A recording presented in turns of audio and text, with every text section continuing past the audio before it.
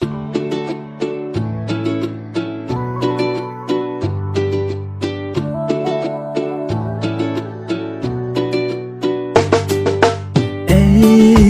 mi mà trời khá được nát Hà Nội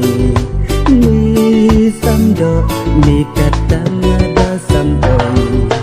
em đưa rất năn ác mi yong bà bru thích năn rồi em ta yong đắp chi rê chu xăm hôm bê chu xăm ơi em đưa rất năn ác mi yong bà bru thích năn rồi em ta yong đắp chi rê chu xăm hôm bê chu xăm ơi